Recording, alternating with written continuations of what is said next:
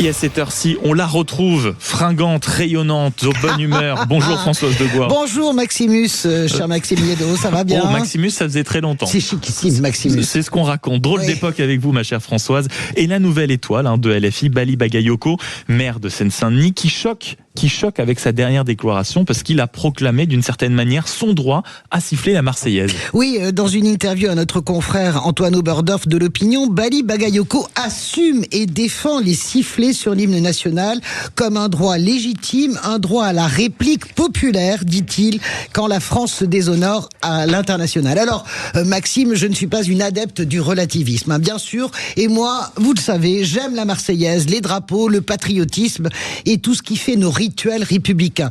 Mais je ne considère pas non plus que siffler la Marseillaise soit un crime de lèse-majesté. En revanche, cette déclaration m'inspire plusieurs réflexions. D'abord, une toute simple. Bali Bagayoko devrait boire frais et se faire un peu discret. Je lui dis ça gentiment car il est en train de devenir une coqueluche de la presse qui a toujours besoin de renouveler son stock, on le sait bien, son stock de nouveautés. Mais il ne sait pas encore, malheureusement, à quel point le triptyque sur la presse est juste lèche, lynche, lâche. Il y a quelque chose de malaisant, voyez-vous, à voir cet élu fraîchement courir de plateau en interview, avoir un avis sur tout ce que personne ne lui conteste, une frénésie médiatique qui n'a d'égal que la façon dont le bocal se lassera de lui. Sur le fond, c'est un problème.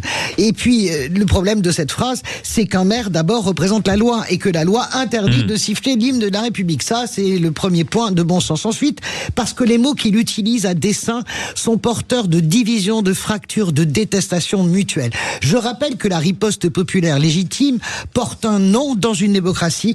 On appelle ça les élections. Il est lui-même le produit de cette riposte, d'ailleurs. Et c'est bien le problème d'ailleurs de toute cette phrase. Oui, parce que cette phrase nourrit le moulin de Jean-Luc Mélenchon, son mantra et sa stratégie électorale qui repose sur la force de la rue. Jean-Luc Mélenchon, vous le savez très bien, il est très intelligent, on peut le dire, et quoi qu'il en dise ou le déclare, il sait qu'il ne peut pas gagner par les urnes en 2027. Je ne dis pas qu'il veut gagner par la rue et la révolution, mais la rue est un élément essentiel du rapport de force dans sa stratégie, et la rue, vous le savez, elle ne se mobilise plus pour les grands rassemblements traditionnels, c'est-à-dire les manifestations syndicales. Donc, il faut la soulever différemment.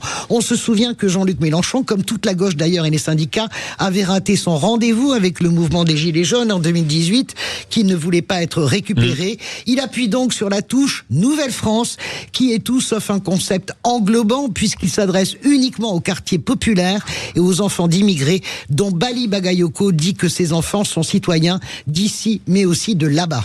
Et c'est ce fameux concept là de Nouvelle France qui vous irrite, François. Oui, ici et là-bas, ça m'irrite. Alors là, franchement, Maxime, le mot est faible. Mon sang ne fait qu'un tour.